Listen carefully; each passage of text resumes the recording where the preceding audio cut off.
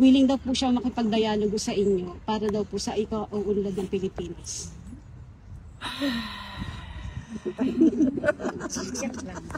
Magandang tanghali po sa ating lahat mga kabisdak.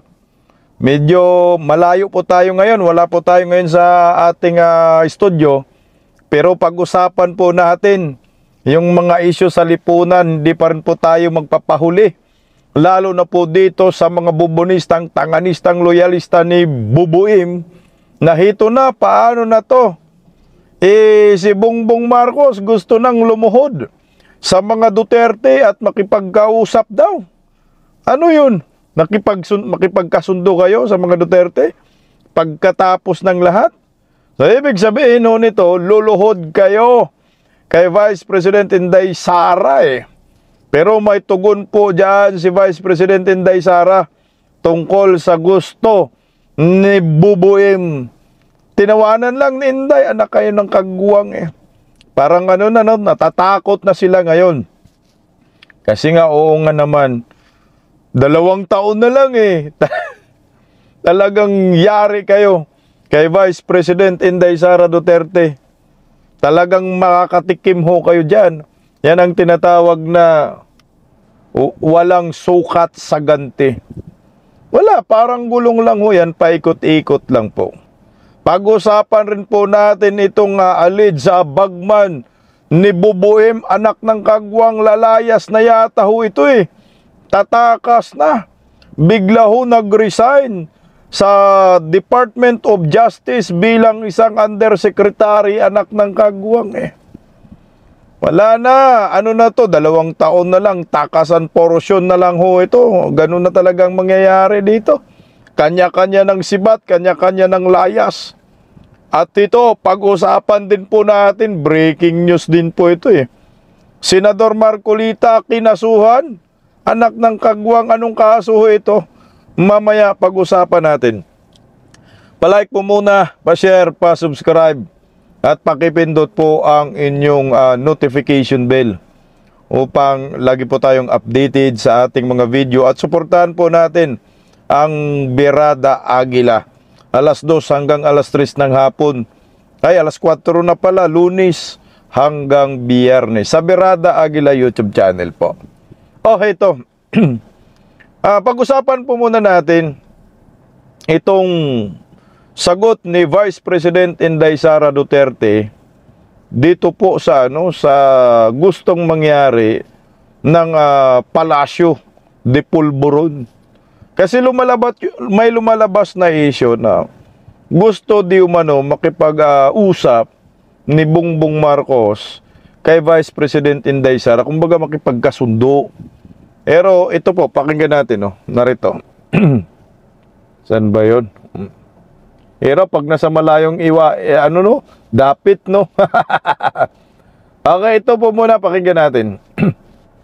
This is a long shot, but since the president has 2 years left, is he considering a dialogue with the vice president? Well, the president, I heard him say it many times. No, he is open. He's open to anybody who will reach out to him for dialogue for the sake of the national interest.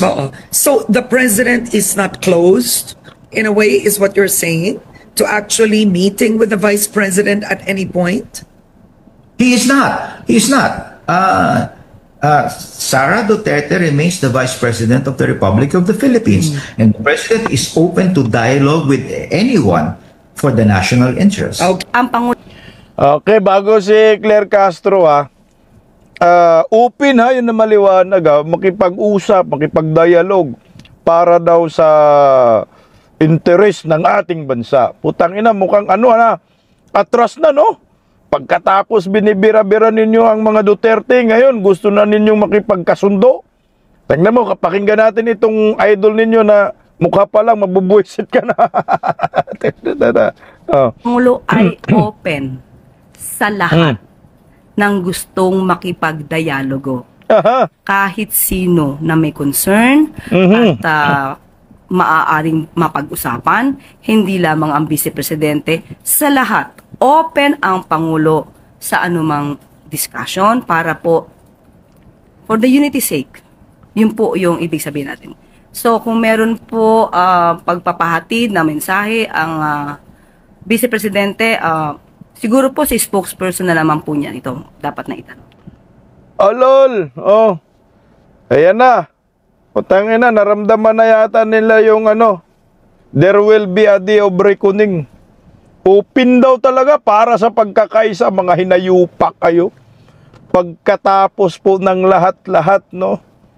Ngayon ay gusto na po ninyong magkaroon ng reconciliation. Hindi po pwede yan. Putang ina, yung ginawa ho ninyo kay Tatay Digong walang kabayaran at walang kapatawaran yan. Yung ginawa ho ninyo sa mga kaalyado ng mga Duterte, Pastor Kibuloy, KOJC, walang kapatawaran yan. Yung ginawa ho ninyo kay Inday Sara, na pina-impeach ninyo dyan sa Kongreso, wala pong kapatawaran yan. Mga demolition job against Duterte, ginagago ninyo yung Davao, wala ho talagang kapatawaran yan. So ngayon, bakit ganito na yung tuno ng mga animal? Natakot na kayo? Luluhod na kayo sa mga Duterte kasi malapit na matunaw ang inyong kandila, mauupos na ba? No? Konti na lang yung kandila ninyong mga animal kayo. So nakaisip na kayo ngayon ng reconciliation, anak ng kagwang. Kung ako naman Vice President Inday Sara, walang kapatawaran yan. Walang yan. Putsang ina, sabi nga ho ng apo ni former President Duterte, kamumuhian niya ang pamilyang Marcos hanggang sa kapu-apuhan sa ginawa ho nila kay former President Duterte. Talaga naman ho. Pero ito, ako sa akin mukhang nakaramdam na rin po itong gobyernong Marcos na puta si Inday Sara, hindi natin kayang pabagsakin Hindi matinag-tinag O anong gagawin natin? Magpalabas nga ho tayo ng statement na gusto nating makipagkasundo dito sa mga Duterte. Pero ang question dyan, magpapabudol pa ba si Inday Sara? Malamang hindi na ho. Kaya ito po, sinagot po ni Vice President Inday Sara yung mga pautot na mga spokesperson ni Bongbong Marcos, mga buplax at ni idol ninyong si Auntie Claire Castro. At napag-usapan din po dito sa interview ni Vice President Inday Sara yung patungkol sa tulay ng Bukana Bridge diyan sa Davao City. Magugulat po kayo kasi 'di ba si Inday Sara nasa dahig siya, bumisita kay Tatay Digong na ikwento rin I think ni Vice President Inday Sara yung Bukana Bridge, at dito isiniwalat ni Vice President Inday Sara kung sino po yung naghanap ng pondo. Puta, nakakahiya dito sa mga bubonistang tanganista ng mga credit grabber diyan sa pinaghirapan ng pamilyang Duterte. O ito, pakinggan natin. How are you today, ma'am? I'm okay. How's our visit today with the former president? Yes, okay lang naman yung bisita. It was a good day today. And we talked about the unconstitutionality of the transfer of the PhilHealth funds. Sa 60 PhilHealth. million of it. And it was decided that it should be returned. Yes, to PhilHealth. And then we talked about the inauguration of or the inauguration on Sabato. Inspection. Opening of the Bukana Bridge. Davao Bukana. VP, what's the reaction of the former president and you yourself with respect to the unanimous decision of the Supreme Court 15-0 asking the government to return the funds to the PhilHealth Fund? Well, the Supreme Court is the final arbiter of legal cases in our country, and if they say that it is unconstitutional, then it is, and then it should be returned. Rightly so, because dapat ang pera ng PhilHealth ay binabalik or nire-reinvest balik sa health programs ng ating bansa. VP Inday, earlier we talked about... Teka lang, kasi nga itong sa PhilHealth, naalala po natin, ay content din natin kagabi, ay si Tatay Digong talaga ang nagsiwalat yan. At sabi nga ni Tatay Digong, ibalik nyo yan kasi malversation of public funds. Pero sabi naman ni Antonio Carpio na ito ay magiging plunder na kaso. So ito ay hindi pwedeng palampasin ni Vice President Inday Sara. Baka siguro nagmanikluhod na itong mga hinayupak na bubuim, nagparamdam na ng reconciliation kasi alam nila patong-patong na kaso ang kakaharapin ni Bongbong Marcos after ng kanyang termino. Putang nag-rise. Kung may bitay ba sa korupsyon, bitay ito si Bubuim eh. Yun ang nakikita ko dyan ha. Ang ano nga lang medyo nag-iisip ako.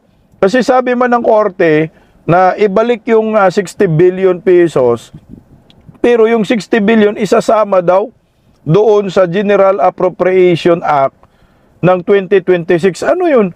Pera natin ngayon ibabalik sa pamamagitan ng budget ng 2026. Anak ng kagwang, parang ginisa po tayo sa sariling mantika natin eh.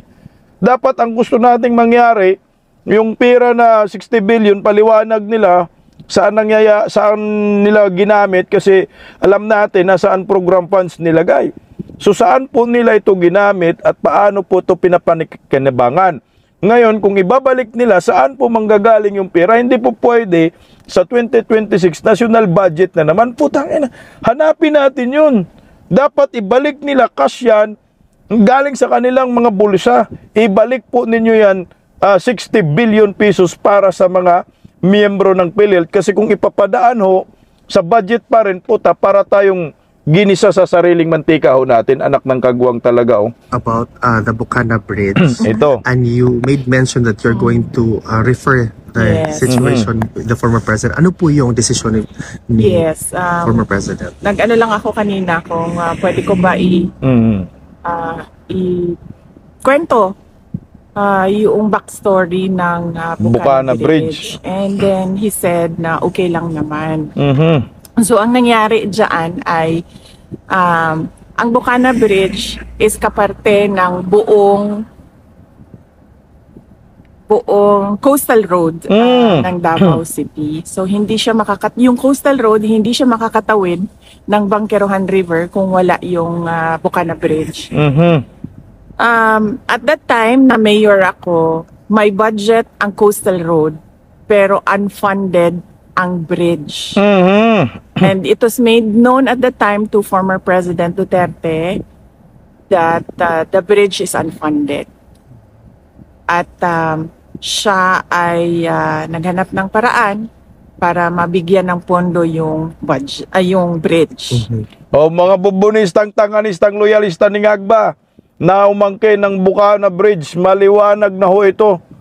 Ang mga ugag, si Tatay Digong ang naghahanap ng pondo para sa Bukana Bridge.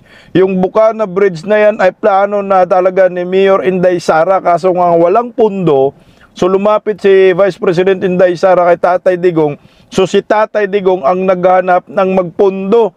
Yung Chinese government nga, anak ng kagwang So noong nakahanap siya ng pondo, ay sinimulan yung negotiations, sinimulan yung mga planning, lahat ng paperworks para doon sa bridge na yon ay sinimulan na.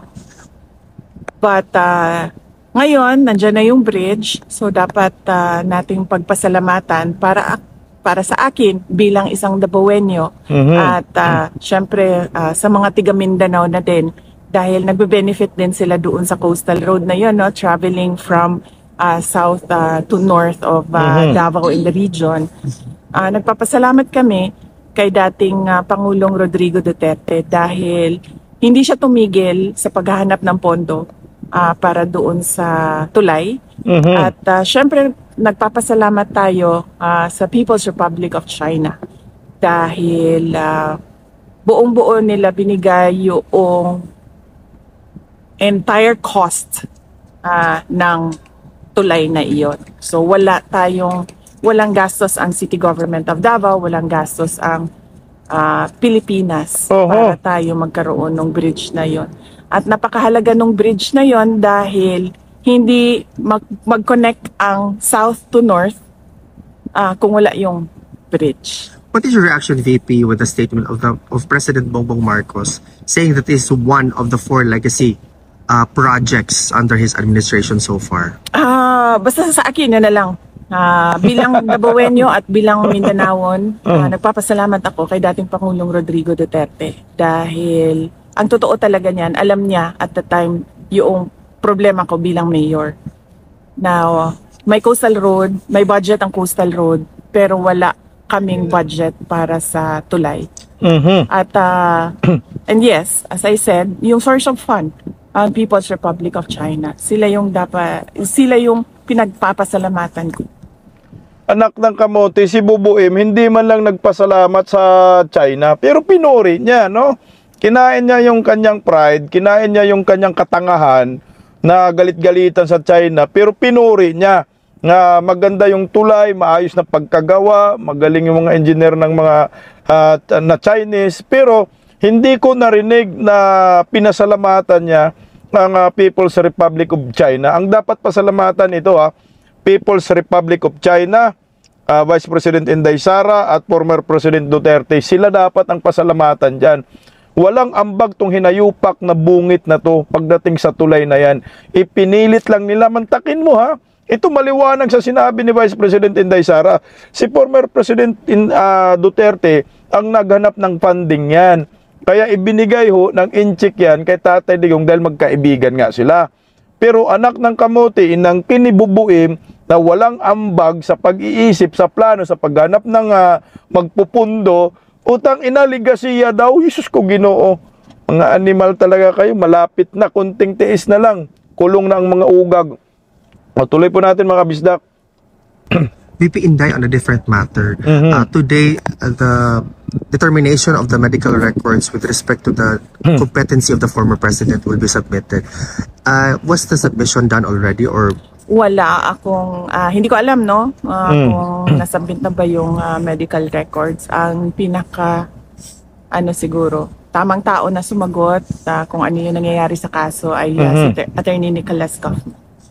VP, is there something that the former president wishes to relay or perhaps you want to relay to the Filipino people now na malapit na po ang Pasko? Malungkot ang Pasko natin dahil hindi natin gusto ang mga nangyayari sa ating bansa, lalong-lalo na yung mga iskandalo sa korupsyon at yung pag-aabuso sa posisyon at mga opisina ng gobyerno. Pero kailangan natin maging matatag. As Filipinos, we are known to be resilient. Kaya kailangan natin itawid itong Pasko na ito na merong pag-asa sa ating mga puso. At syempre ipagdasal natin yon na mas maganda ang ating taong 2026 sa kung ano man yung dinaanan natin ngayong 2025. Thank you, VP Inday. May question bang iba? Ma'am, pwede, Malungkot talaga ang Pasko, lalo na si former President Duterte ay hindi po nagawaran ng interim release. At bukod dyan, korupsyon kaliwat kanan, mga nabaha, maraming namatayan. Sa amin, hindi namin randam ang Pasko. Wala kang makikitang mga kumukuti-kutitap na mga series light. Sa mahal ng bilihin ngayon, wala ko talaga. Mukhang ayaw yata magpasko ng mga Pilipino dahil sa korupsyon na nangyayari sa ating bansa. Mukhang galit ang nasa puso mo ngayong Pasko. Hindi mo mapatawad. Tuloy. may mga bali-balita po kasi na yung ibang media po is pinalalabas po nila na overpriced daw po yung nabili ng computer, CCTV. Ay, CCTV. Wala pong findings na ganun ang Commission on Audit. No, kung nakita ninyo sa statement ng Office of the Vice President, pinublish na yung report ng Commission on Audit at wala silang findings of any wrongdoing sa Office of the Vice President. In fact, meron silang binigay na unqualified opinion doon sa opisina. I think unmodified opinion po yung baka na mali lang, no, unmodified opinion yung credit rating ni Vice President Inday Sara. Pinaka-highest na rating po yan sa isang ahensya ng gobyerno na iginawad ng Commission on Audit. Ito ay mukhang inutukusan na naman ng ang nipalaka yung mga media magpakalat ng mga maling impormasyon na di umano'y merong flag ang Office of the Vice President, anak ng kagwang na naman. Opisina ng Office of the Vice President. At kailangan ko pasalamatan doon yung mga kasamahan ko sa Office of the Vice President kasi sila talaga yung ako lang yung muka ng opisina. Pero lahat ng paperworks, lahat ng trabaho sa mga utos ko, lahat ng legwork, trabaho yan ng mga personnel ng Office of the Vice President. Kaya papasalamat ako sa kanila dahil nakuha nila yung ano bang tawag? Unqualified. Unmodified opinion. And by the way, ma'am, congratulations kasi kayo po yung pinakamataas na ratings po. Trust rating. Yes, opo. Nagpapasalamat din ako niyan sa ating mga kababayan no, na nakikita nila yung trabaho ko bilang Vice President at trabaho ng mga kasamahan ko sa Office of the Vice President at malaki ang kanilang tiwala sa kakayahan namin at yes, so nagpapasalamat ako sa mga kababayan natin at kahit man na bumaba or tumaas yan, na pabago-bago ang numbers, rest assured that the Office of the Vice President will continue to faithfully serve the Filipino people. One more, ma'am. Yes, ma'am. Any reaction? Kasi nga, alam nyo, itong si Vice President Inday Sara, sabi ko na nga sa inyo, siya na po yung nakakatakot na leader pagdating sa 2028. Pag naging presidente siya, walang kapatawaran ang gagawin niya po dito sa mga kurakot under Marcos admin, lalo na itong mga Marcoses, yung mga kongresista. Kasi mananalo ho ito ng walang kaalyadong mga buaya. Mananalo po ito sa pamamagitan ng maraming Pilipino na kahit anong demolish sa kay Inday Sara, umangat Tingnan mo, kakaibahan na. Sino po yung vice-presidente na paglabas ng survey, unang survey, talagang ang taas. Nang malapit na eleksyon, binanatan si Binay. Ang daming issue binato kay Binay, puta bagsak si Binay Pero ito kay Vice President Inday Sara, since day 1 pagkaupo niya, binanatan na agad ng mga Marcoses, binanatan agad ni Tambaloslos, Martin Romualdez. Hanggang ngayon, binanatan pa rin Pero, yung rating ni Vice President Inday Sara nanatiling number 1. Tuloy-tuloy, napaka-consistent. Trust and approval rating number 1. Hindi natitinag yung presidential survey number 1. Hindi natitinag. Kaya sabi ko sa inyo, ito yung pinakamalakas na kandidato sa pagkapangulo sa kasaysayan ng ating bansa. Nakakuha na to ng 32 million yung vice-presidente siya, di ba? Ngayon, baka higit kumulang mga 40 million ang makukuha nito. 42 million Mag-multiply talaga. Kasi makikita mo ng tao, puro na lang mga akusasyon ginagawa ninyo sa kay Inday Sara Duterte, pero kayo pala ang mga magnanakaw, kagaya ngayon. Sinong tinamaan ngayon? Nagbumirang sa Marcos admin. Sila pala ang tunay na mga buaya. So ngayon, ano ang plano ng gobyernong Marcos ngayon? Mga galamay ni Marcos, pucha, 2 years na lang tayo. Kailangan natin makipagkasundo sa kay Vice President Inday Sara. Subukan po natin. Kaya ito na ho ngayon, tinawanan lang po sila ni Vice President Inday Sara dyan. Ma'am, kasi sabi po ni BBM is willing daw po siya makipag-dialogo sa inyo para po sa ikaw-unlad ng Pilipinas.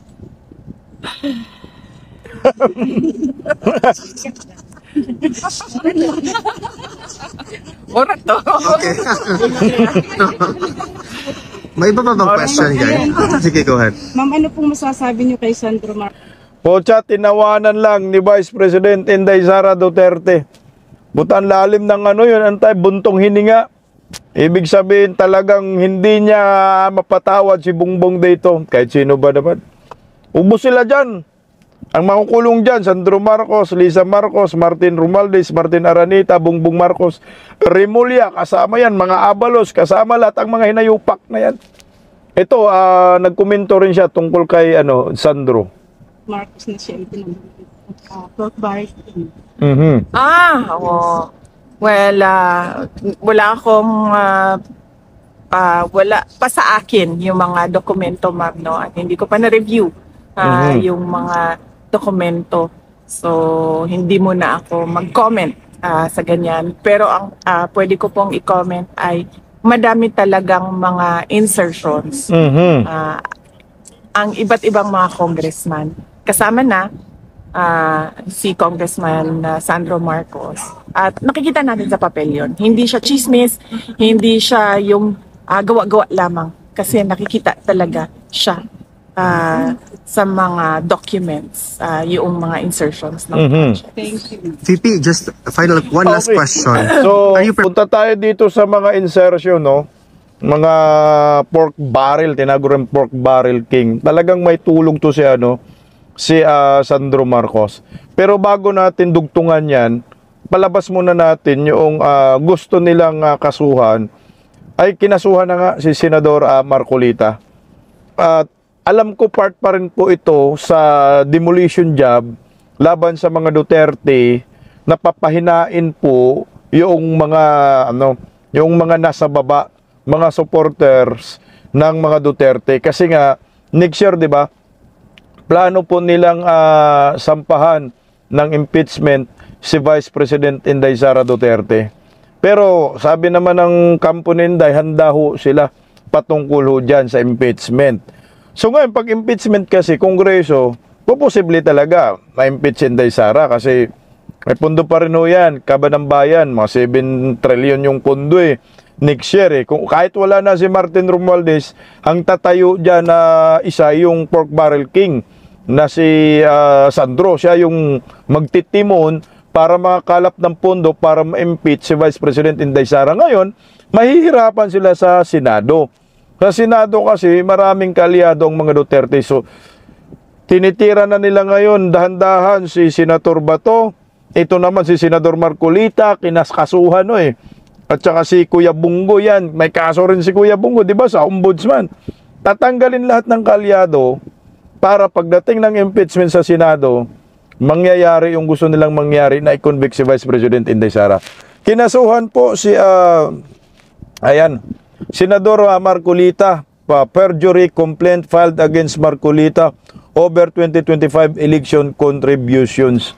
Yung yung mga donasyon daw, meron daw manong milyon na hindi nagdeklara si Senador Marcolita, pero ako na alam ko to, demolition job. Part po ito ng black propaganda laban kay Senador Marcolita. Lalo na si Senador Marcolita po yung pinakamatibay ngayon, no? Na nagtutuligsa sa mga kurakot, nagtutuligsa sa mga kongresista.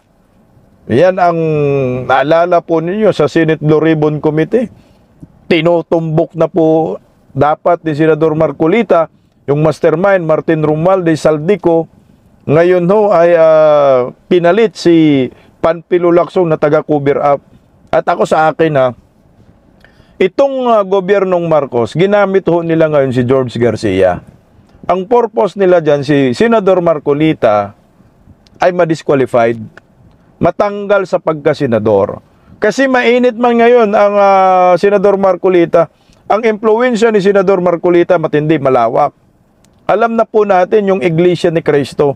Nung nakaraang rally, lumalabas na minman sa rally ng Iglesia ni Cristo ay si Senador Marcolita. Siyempre, mainit yung rally na yun Akala mo nga, masipa na ang mga hinayupak kasi sobrang daming nag-attend. Siguro mag-attempt sila ngayon na patahimikin si Senador Marcolita. Pag ayaw mo tumahimik, tatanggalin ka namin sa pagka-senador. Ito ang problema nila. Kaya ba nilang takutin si Senador Marcolita? Kaya ba nilang harapin ang puwersa ng Iglesia ni Cristo? Ako, ito ay tsorya ko lang kasi hindi man ho yan po pwedeng pabayaan ng Iglesia ni Cristo. Lalo na't malalaman ho ngayon ng Iglesia ni Cristo, may kaso kagahapon to nilabas itong perjury complaint labang kay Senador Marcolita. Alam mo ang nagsampa dyan, mga kaliwang grupo Putsang ina, buluto lang ang hinayupak. Mga kaliwang grupo yung nagsampa. Ito yung sistema. Gagamitin ng Marcos admin, gagamitin ni Palaka ang mga makakaliwang group para gawing front laban sa mga Duterte, laban sa mga kalyado ng mga Duterte. Kahit na sinabing nahuni si Senador Marcolita na hindi man ako didiis. Hindi ako didiis, nanindigan na ako, nagkataon lang na ang prinsipyo ng mga Duterte ay. Pero kahit sinabi na po ni Senador Marcolita na hindi siya didiis, hindi pa rin naniniwala yung mga palaka dyan. Kasi nga, siyempre, yung principles ni Senador Marcolita, prinsipyo, ay magkapareho sa mga Duterte. Kaya pag tiningnan mo, wala, didiis ka, kaya gigipitin ka namin. Lahat ng mga statement mo, karamihan pabor sa mga Duterte, kaya ito ang sukli mo. Anyway, perjury lang naman yung kaso na yan, pero balita ko nga kakanain ng Kumilik Garcia budlat ang mata itong si Senador Marcolita. Tingnan mo kung sino po yung mga galit sa mga kurakot at nagsisiwalat sa korupsyon ng gobyernong Bangag, sila ngayon yung kinakasuhan. Si Orly Gutisa, di ba? Na sinabi na ni Saldico, totoo yung mga sinasabi ni Orly Gutisa. Si Kiko Barsaga, di ba? Si Senador Marcolita na naman ngayon, anak ng kagwang, grabe talaga itong mga buhaya, bilyon. Bilyon yung kanilang pinakawalan dito. Ngayon, utang ina, itong mga kalyado ni Bungit, nagsilayasa na kagaya po itong alleged bagman ni Bungit, anak ng kagwang, dyan pa ho. Dyan pa sa Department of Justice nagtatrabaho. Nung una, naglilib lang ang animal, no? Binira ni Saldico, nag-deliver ako sa iyo ng 800 billion, 800 billion, 800 million, 200 million. Sabi ni Pangulo dyan sa iyo, ihatid. A total of 1 billion. Ito nga si Cadiz. Tapos ngayon, nag-leave. Pagkatapos mag-leave, nag-resign. Tinuluyan na talaga, no? Nag-resign na. Ako sa akin, putangin na, meron akong nakikitang malansa talaga ito. Malansa talaga ito.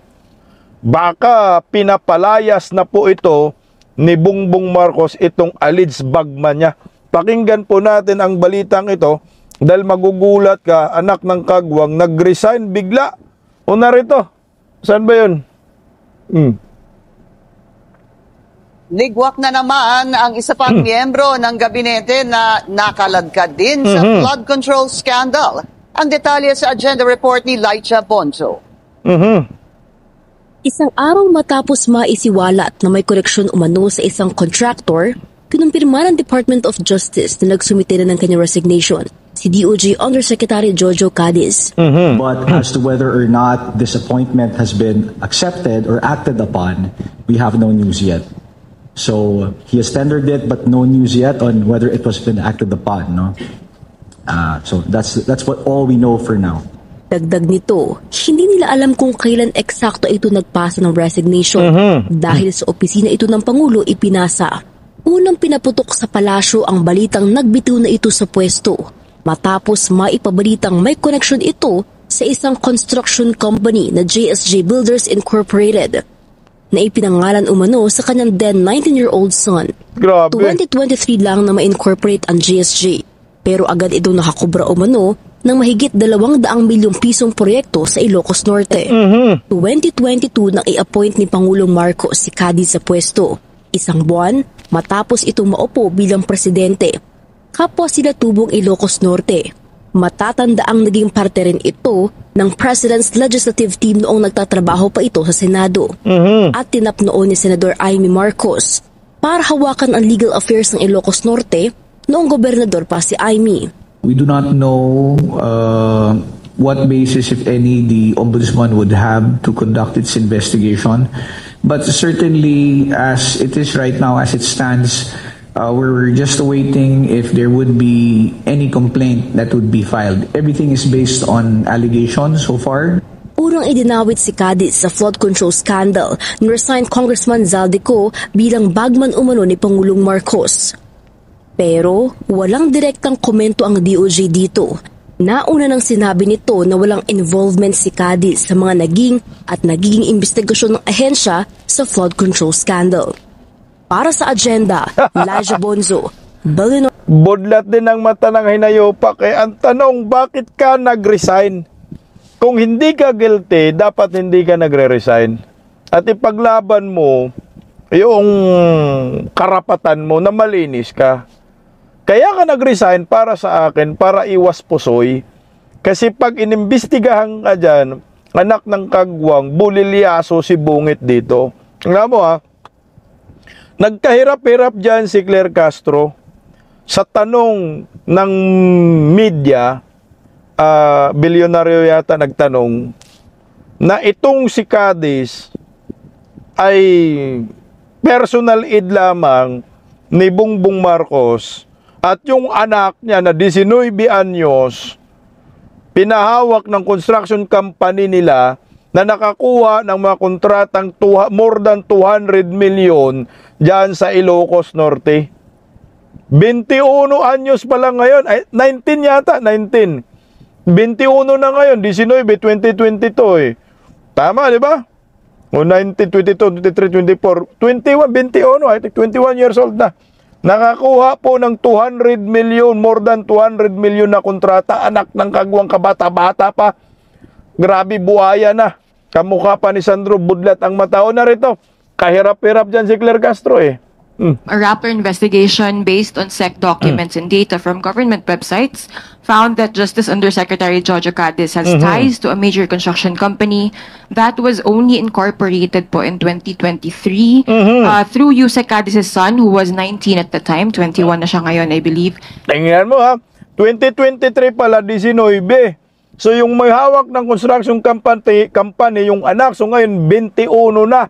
Anak ng kagwang. JSJ Builders Incorporation, the investigation found won more than 200 million in projects in Ilocos Norte since its incorporation 2 years ago. Yusek Cadiz has also been accused by former legislator Zaldico of supposedly acting as a bagman for the president. First question, ma'am, is the president aware of his former aide's ties to this contractor, or has he since been made aware, given po the prohibitions under the Constitution? As of the moment, we have not talked about that. But if there's a need for investigation on that issue, so let the investigation be done. And on that note, ma'am, does he still enjoy the president's trust, and will he remain in the DOJ despite, again, these links and the claims that have been made against him? Sa ating pagkakaalam, siya po ay nag-submit na ng kanyang resignation. Sa ating pagkakaalam, bibigyan ko lang po ng update. Has it... Oh, lol, hirap na hirap si Auntie Claire Castro. Nagsumiti na nga ako ng resignation kasi papatakasin na ninyo. Has it been accepted? No. Bibigyan ko po kayo ng update. Patangin na. Walang alam na yung spokesperson na to eh. Walang update si Bungit eh, kasi nagbablog na rin si Bungit. Taga-reporter na rin si Bungit ngayon, di ba? Anak ng kagwang Bungit, walang alam yung spokesperson mo, tanggalin mo na lang yan. Ay, tuloy oh. Can the palace confirm na si Yusek Cadiz po ay associate ng Pangulo or aide niya at some point? Wala po ako mako-confirm sa ngayon. When did he Lahat hindi alam man. Anak ka ng kamuti pa. Wala na, sakuti na kayo. Konting tiis na lang, kulong na kayong lahat kasama ka, Auntie Claire. Oh. exactly resign? Hindi ko, ngayon, tanong ko lang po yan sa DOJ, hindi ko po natanong kung ano yung exact date. Okay. So, bibigyan ko po kayo ng pinaka-update. Anong klaseng spokesperson nito? Wala kang impormasyon na makakuha, anak ng kamuti. Hungang Auntie Claire, mas magaling sa Bungit sa'yo. Nagsasalita na siya ngayon, reporter na eh. Wala na, mag-resign ka na, wala ka ng trabaho. Ma'am, how does the palace respond to observations na yung mga officials close to the president, or at least in the executive branch, nagre-resign lang po sila kapag naibabalita na or naisisiwalat na yung alleged involvement nila dito sa mga anomalies in government. Take for example, Jojo Cadiz, na yung 19-year-old son apparently is the head of a construction firm na nanalo ng millions of pesos in government projects. Hindi ba dapat ikatuwa ng tao, ng taong bayan? Kung meron mang mga tao na kaalyado ng Pangulo at kapag ka na-involved, kahit wala pang desisyon o wala pa man judgment, ay umaalis, hindi po ba mas magandang tignan yon? Mas maganda po yon dahil ibig sabihin, hindi nagtotolerate ang Pangulo kung mayroon mang mga taong maaaring nasasangkot, although wala pang judgment. Hindi tulad ng mga nakaraan, Kahit nandyan na yung mga pangalan, nag-i-stay pa rin. Kahit malaki na ang issue about sa corruption. Tanga mo! Duterte pa rin, oh. Sagutin mo yung tanong. Bakit yung mga, yung mga gabinete ni Bangag, saka pa nagre-resign kung nabibisto na may kinalaman dito sa corruption, flood control. Putang ina, Duterte pa rin. Hindi mo masagot-sagot, di ba? Kasi gusto po ninyo magtago hanggat na mabulilyaso, saka pa ho kayo magse-resign.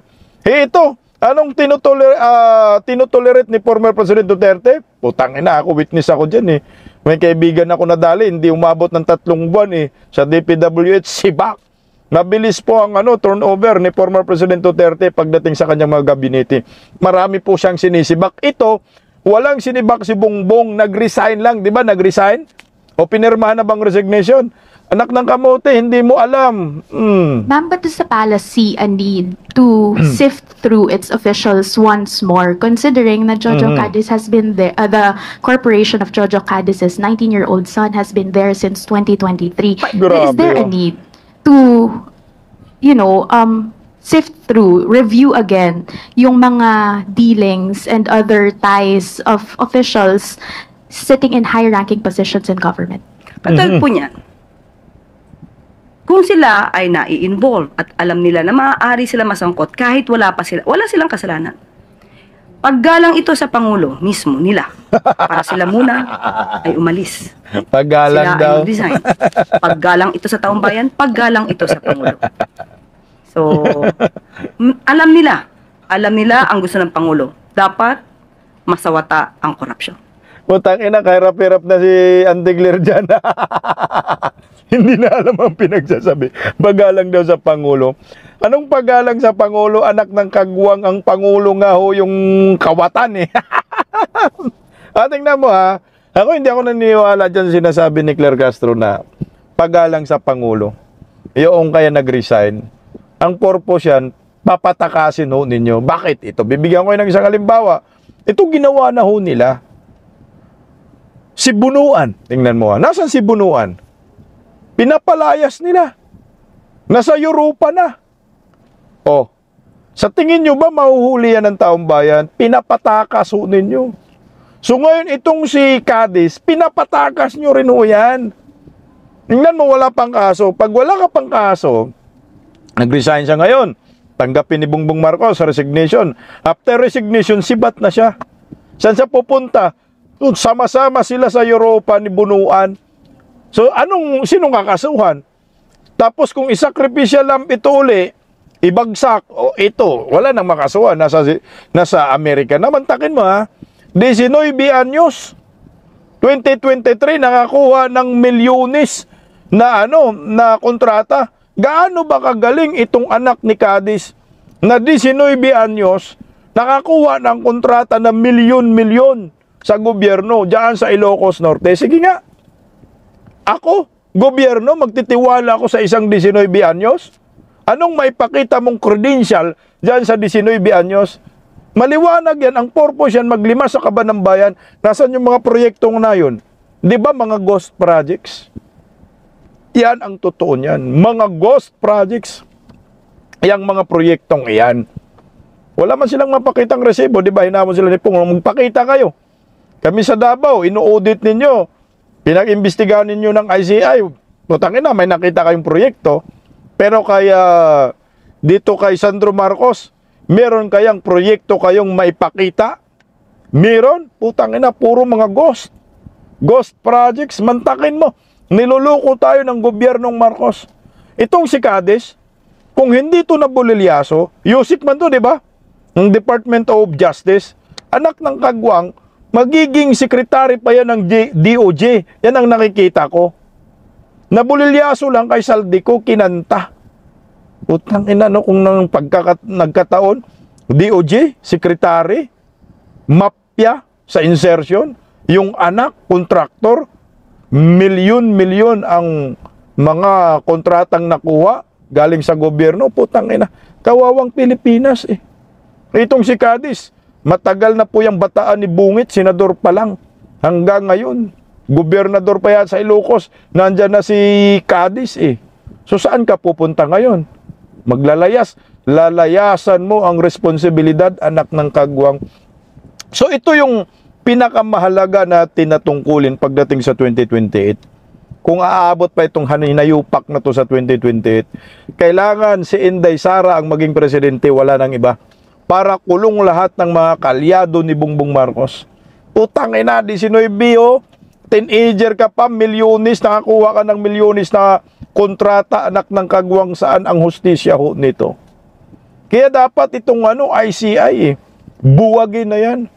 Ito, merong umuugong na balita ha, na plano di umano ni Bongbong Marcos na yung ICI ay buwagin.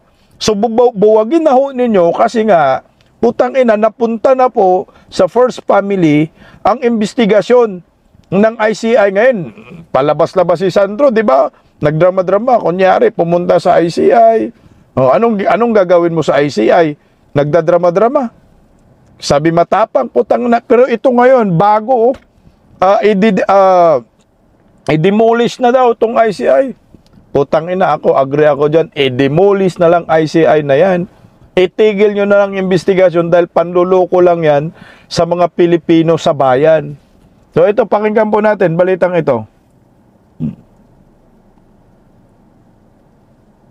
Hindi naman itinanggi ng Malacanang ang posibilidad na buwagin ang ICI. Kasunod ito ng pahayag ng Ombudsman na baka tapusin na ng komisyon ng trabaho nito sa loob ng 1 o 2 buwan. Pero itinanggi ng palasyo na nagkulang sila sa pagbibigay ng suporta sa komisyon. Sapat din daw ang 41 million pesos na pondo ng ICI, bagamat na-delay lang ang pagre-release nito.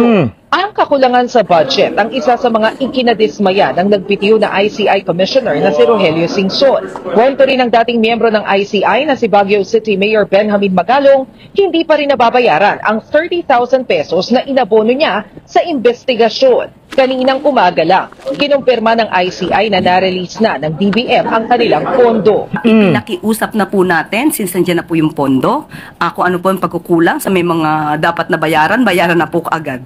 At hindi po naman nagkulang ang Pangulo dahil lahat po ng kailangan ng ICI. Para sa ICI, tuloy lang ang kanilang trabaho hanggang sa maisipan ng opisina ng Pangulo na buwagin na sila. Sa programang One Balita Pilipinas, pinasinungalingan din ni ICI Special Advisor Rodolfo Azurin Jr. ang issue na siya ang susunod na magre-resign. General, sa panayam po ng sa totoo lang sa 1PH kay former ICI Special Advisor at Baguio City Mayor Benjamin Magalong ay may naririnig siyang susunod daw po ng magre-resign. May mga sources din po kami, General Azurin, na nagsasabing kayo mismo ay maaaring susunod ng magre-resign. Wala akong katotohanan po yun, specifically po doon sa mga ina-allege po nung nag-report na hindi ho maganda ang relasyon namin ng aming chairman na si Chairman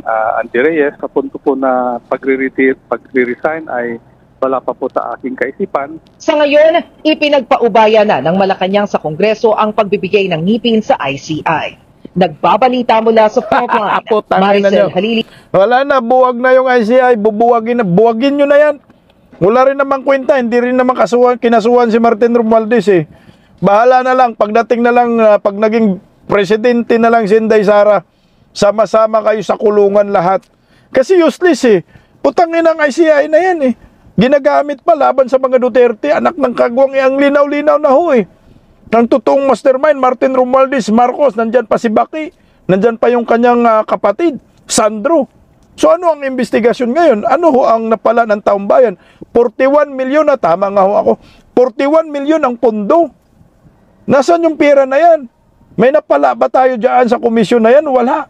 Puro pagtatakip sa katotohanan, putang na tama lang, buwagin na ho yan.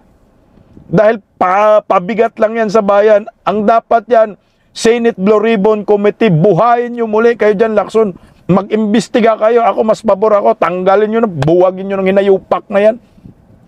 Dito na lang sa Senate Blue Ribbon Committee ang investigasyon. Tingnan mo itong si Magalong, nabudol din.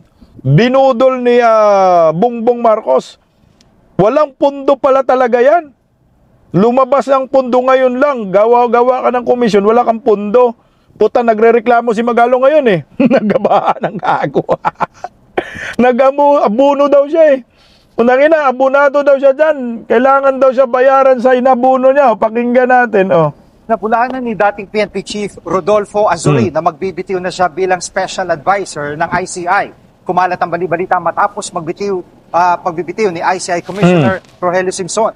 Ayon kay Azurin, hindi sumagi sa kanyang isip na mag-resign. Hindi rin daw totoong hindi sila pagkakaunawaan ni ICI Chairman Andres Reyes. Tinalaga si Azurin bilang special advisor ng komisyon noong Setyembre, kapalit ni Baguio City Mayor Benjamin Magalong. Pakinggan lang natin hanggang dulo kasi nandun yung statement ni Magalong. Eh, sabi niya, untang ina, abonado siya daw ng 30,000 daw. Hindi pa daw siya binayaran ni BBM ngayon, anak ng kamote. Hanggang kailangan po ng ating armang gobyerno ang serbisyo namin, serbisyo ko, I will continue po. Kaya siguro po sa punto po na pagre-resign ay wala pa po sa aking kaisipan. Hirap kami. Hirap. Butang na kinanta rin ni Magalong yan na nag-abuno lang din daw si Azurin. Same din sa kanya, nag-abuno daw siya, nag-abuno din daw si Azurin. Butang ng mga buhayan, ninakaw na yung pundo ng ICI. Oh. Pati yung mga gastusan, alam nyo ba na wala kaming pondo para gamitin namin sa aming mga operations, pag-ikot. In fact, nag-front load pa nga ako ng cash para lang i-cover yung expenses. At wala rin, hindi rin ako nakapagpa-reimburse hanggang nung mag-resign ako. In the same manner na... Huwag ka na lang magpa-reimburse, Magalong. Baka sakali na may milyon dyan na pundo. Kaya punta ako dyan. Ang resulta, abonado ka pa. Punta ka pa sa Davao. Nagpagamit ka pa kay Bangag. So anong resulta mo? Nga ka, merisi ka. Oh. Hindi kami makapag-recruit ng mga tao dahil wala pang pansweldo. Kaya napakahirap considering na thousands yung anomalya na yan sa infrastructure projects. Alam mo ba na nagkaroon kami ng ugnayan ng DPWH and it appeared na around 240,000 infrastructure projects considered na may anomaly from 2016 to 2025. Ugag, gaba yan. Kasi pati 2016 sinama mo. 2022 nga yung may dahilan. Simula ng Bangag admin pumasok. Puro mga ghost projects na lang. Damay po pa 2016. Ang linis-linis ng ng administrasyong Duterte. Anak kayo ng kamuti kayo. And out of that number, mga 30,000 of flood control projects. How do you investigate that number? Napakalaki. Overwhelming. Considering na it will take you about 3 weeks to 2 months to investigate one particular case. Sir, sorry bago ko po ipasa kay Chiki, na-curious lang ako kung magkano po o gaano kalaki po yung naabono ninyo, if you don't mind, sir. Well, sa akin siguro, umabot din siguro ng mga 30,000. Malaki na yun. Hindi na na-reimburse. Si General Azurin, siya rin na nag-front load ng cash. Pati dun sa mga suporta sa mga PNP na nag-iimbestiga, siya rin. Ganun din ang ginagawa niya. Ano nangyayari? Kasi nga, ang mga gago. Pati kami nagtataka, na-create siya. All the while, akala namin mayroon na kagad immediate na funding. Pero wala naman. Nagkaroon kami ng magandang opisina, pero yung walang funding pondo para sa operations, wala naman. Tanga. Nagpabudol kami na yupa ka. Gaba. Ang ganda na ng opisina, walang pundo. 30,000 lang naman pala, Mayor Magalong. Hayaan mo na. Para sa bayan. Ang anak ng kagwang, no? So ngayon, nakatikim ka ng bodol pala, Magalong. O, abonado ka pa. Sira ka pa ngayon. Nagalit pa ang mga DDI sa'yo dahil nagpagamit ka sa mga Marcos. O, ayun. Abonado ka pa, walang reimbursement, sira pa pangalan mo, karera mo sa nasyonal, sira ka pa. Wala nang bubuto sa'yo, Magalong, sa pagka, takbo ka bang vice presidente? Takbo ka bang mayor? Putang ina, walang bubuto na DDI sa'yo eh. galit na galit si ano dyan, si Mayor Basti, tinawag na upaw. Tangina, sayang ka. Nagpagamit ka, dapat nanindigan ka na lang. Tiningnan mo yung sinamahan mo. Tika, di ako pwedeng sasama dito kay BBM dahil alam ko kawatan. Hindi mo tiningnan.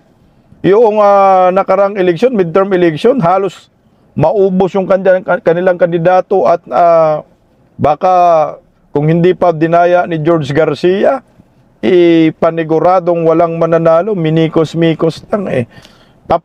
May palabas mo na tayong balita, ito meron pa rin sa Department of Justice din, Department of Justice, Department of Health, corruption din oh. Habang nag-resign na si Justice Undersecretary Jojo Cadiz, safe for now naman si Health Secretary Ted Herbosa sa kabila ng reklamong kinaharap niya sa Office of the Ombudsman. Safe daw. Iwala pa rin daw kasi ang Pangulo sa kanya, ayon sa Malacanang. Narito ang agenda report ni Ivy Reyes. Inakalmado lang ang Malacanang sa kabila ng pagkakadawit ngayon sa dalawang cabinet official sa mga panibagong kontrobersiya. May nakabinbing mga reklamo kasi laban kay Health Secretary Ted Herbosa kaugnay ng umano'y malapit na relasyon niya sa pharmaceutical company na Zulig Pharmaceutical Corporation. Ayon sa concerned employees ng DOH, madalas na makita si Herbosa sa out-of-town trips, social events at informal gatherings ng Zulig Group na maaaring maging compromise sa bidding processes ng ahensya dahil iisang contractor lang ang mayroon umanong privileged access sa pinuno ng DOH. Nang matanong kung hawak pa rin ni Herbosa ang kumpiyansa ng Pangulo, ngayon po, maiassume natin na he still enjoys the trust of the President.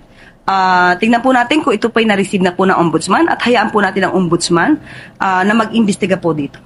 Tinanong din natin ang Malacanang. May tiwala pa kasi nagbibigay pa ng kickbacks. Pag wala ng kickbacks, yari. Magiging sacrificial lamb ka na naman, Herbosa.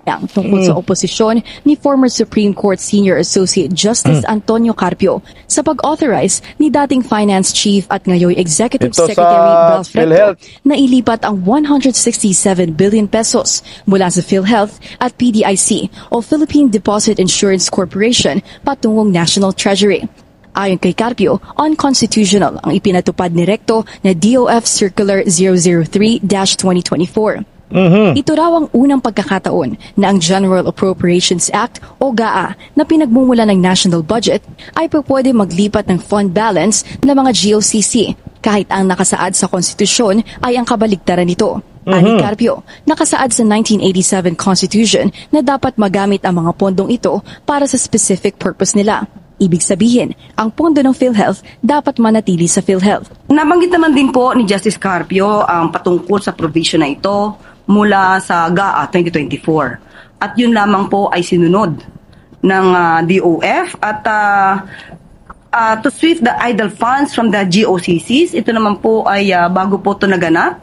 Inaprubahan po ito ng OSG, Office of the Government Corporate Council, Governance Commission for GOCCs, COA, pati po ang PhilHealth Board. So, sumunod lamang po ang DOF sa pinag-uutos na naaayon po in line with the GAA 2024. Bukod dito, tanging presidente lang daw ang may otoridad na maglipat ng savings sa national budget at hindi ang finance secretary. Sa ngayon, wala pang panibagong galaw sa gabinete ng Pangulo at bunsod ng sunod-sunod na pagbibitiw sa pwesto at sibakan sa Marcos Jr. administration, itinuturing ito ng Malacanang bilang pagrespeto ng mga kalihim sa taong bayan at sa Pangulo. Pagrespeto sa paglilima sa kaban ng bayan, ano na yan? Kanya-kanyang takas na yan. Ang panahon ito takasan na kasi 2 taon na lang eh. Takasan na ang moment na ito para sa akin. Plunder po yan. Putsang ina. Huwag palampasin natin ito. Kung itigil man ninyo yung ICI commission na yan dahil walang kwenta, okay lang. Dito kami sa Senate Blue Ribbon Committee at maghihintay kami sa pagdating ni Vice President Inday Sara na maging presidente. May pag-asa pa rin po kami. Magsilayasan man kayo ngayon sa panahon ni Bangag, papatakasin kayo, pero wala po kayong takas pagdating sa kay Inday Sara. Sabi pa naman ni Inday Sara, wala po tayong ariglo dito, putang ina, makulong kayo ng makulong. Ganun ang mangyayari po dyan. Itong ginawa nila kay Senador Marcolita, demolition job ho ito. Ito ang nakikita natin. makipagkasundo ang mga Duterte sa mga Marcos, malabo pa ho yan sa sabaw ng pusit. Pagkatapos po ng ginawa ho nila sa kay Tatay Digong, pamilyang Duterte, sa bayan, putang ina, pinahirapan ninyong Pilipino, walang kabayaran yan. Makulong kayong lahat, kasama ka Claire Castro, anak ka ng kagwang, sa kulungan kayo, damputin lahat. Paggising sa umaga, tanghali at gabi, nakikita ko ang post niya, ang hapdi. Paano nga ba to? Di ako makatanggi. Watch ko na lang at isipin ng mabuti. Bisdak Pilipinas, Bisdak, tinig ng katotohanan. Sa bawat vlog may laban sa kasinungalingan. Mulat ang mata, gising ang masa. Bisdak Pilipinas, para sa bayan, gumigising sa diwa. Sa likod ng kamera, tapang ang dala, walang sinasanto kung mali ang gawa.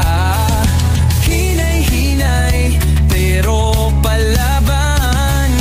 Boses ng tao sa digital na labanan. Bisdak, tinig ng katotohanan. Sa bawat vlog may laban sa kasinungalingan. Mulat ang mata, gising ang masa. Bisdak Pilipinas, para sa bayan, gumigising sa diwa.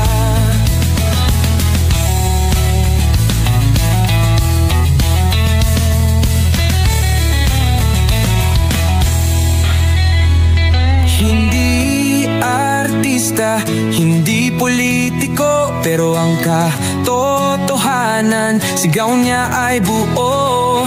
Sa YouTube o Facebook man siya makita, may aral ka pa rin, may uri sa bawat salita. Bisdak, gising sa katotohanan, di lang kwento, kundi panawagan. Sa bawat Pilipinong naghahanap ng liwanag, Bisdak Pilipinas, kasama sa pagbangon ng bayan. Bisdak Pilipinas, boses ng masa, gising ang diwa. Sa vlog mo, may pag-asa.